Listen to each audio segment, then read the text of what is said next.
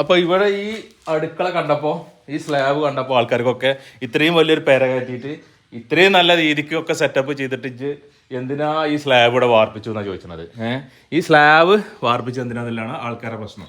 അപ്പോൾ ഈ സ്ലാബ് കൊണ്ടുള്ള ഗുണം എന്താ വെച്ചാൽ നമുക്കിപ്പോൾ വേണമെന്നുണ്ടെങ്കിൽ ഇതിപ്പോൾ പരിന്ന് കൊടുക്കുന്നതാണ്. ഇതേമാതിരി വല്ല ഇഞ്ചിയോ അതെന്തെങ്കിലും ചതക്കണമെന്നുണ്ടെങ്കിൽ നട്ടപ്പാരാക്കുന്നത് പനി വന്നു ഒരു ചുക്കാപ്പി പിടിച്ചാണെന്നുണ്ടെങ്കിൽ ഈ സാധനം ഇവിടെ ഇട്ടിട്ട് എങ്ങനെ വേണമെങ്കിലും കുത്താം.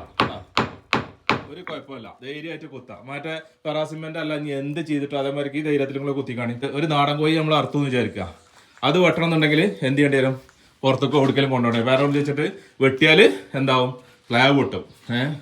അപ്പോൾ ഈ സ്ലാബിന്റെ ബലം എന്ത് പെറാസിമെന്റ് എന്ത് ചെയ്തിട്ടും കാര്യമില്ല, ബലത്തിലൊരു ഇതുണ്ടെന്നുണ്ടെങ്കിൽ ഇതാവും. ഇതിപ്പോൾ നമുക്ക് ടൈലും ഇതൊക്കെ വരും. എന്നാലും ഈ സാധനത്തിന് ഉറപ്പുണ്ടല്ലോ, ഇത് എന്തായാലും കുറയില്ല. അപ്പോൾ ഇതേമാതിരി കിച്ചൺ സ്ലാബ് കഴിയുമ്പോൾ ഇതേപോലെ 60 സെൻറ്റിമീറ്ററിൽ ചെയ്യണേ, എന്നാലേ ഉള്ളൂ നമ്മൾ സിങ്കൊക്കെ കൊടുക്കുമ്പോൾ അതിൻ്റെ ഗ്യാപ്പും കാര്യങ്ങളൊക്കെ വരിക.